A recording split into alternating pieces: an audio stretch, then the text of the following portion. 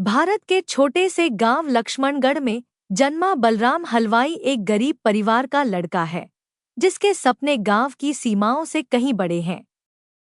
पिता रिक्शा चालक हैं, मां नहीं रही और घर में सिर्फ गरीबी, भूख और बेप्सी है।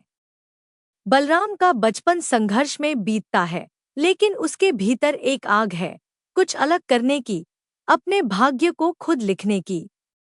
उसके स्कूल टीचर उसे व्हाइट टाइगर कहते हैं, एक ऐसा दुर्लभ जानवर जो सदियों में एक बार जन्म लेता है। यह बात बलराम के दिल में बस जाती है।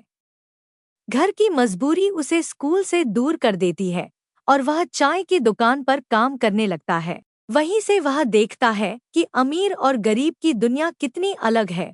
कुछ लोग रोशनी में जीते हैं और बाकी सब अंधेरे में। वह सोचता है, कब तक अंधेरे में रहूंगा, और फिर दिल्ली की राह पकड़ता है। वहां उसे अमीर जमींदार के बेटे अशोक और उसकी पत्नी पिंकी मैडम के यहाँ ड्राइवर की नौकरी मिलती है। अब वह रोशनी के करीब है, लेकिन अभी भी उसका दिल जंजीरों में बंधा है। वह देखता है कि अमीरों की दुनिया दिखने में भले चमकदार हो, पर अंदर से सड़ी हुई है, भ्रष्टाचार, झूठ और रिश्वत से भरी।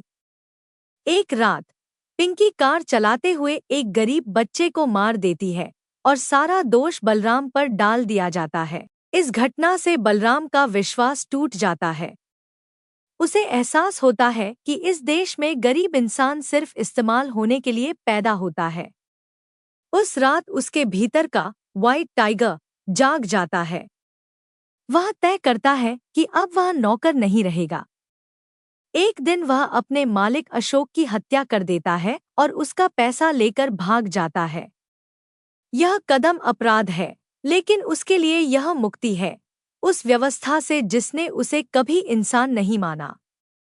बैंगलोर जाकर वह टैक्सी कंपनी शुरू करता है और एक सफल उद्यमी बन जाता है। पर उसके भीतर का अपराध बोध उसे कभी छोड़ता नहीं।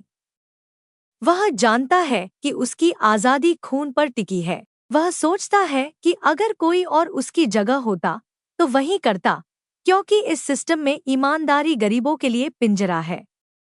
बलराम कहता है, इस देश में दो तरह के लोग हैं, खाने वाले और खाए जाने वाले। मैं पहले खाया गया, अब मैं खा रहा हूँ। यही इस कहानी की सच्चाई है, भारत के दो चेहरों की कहानी।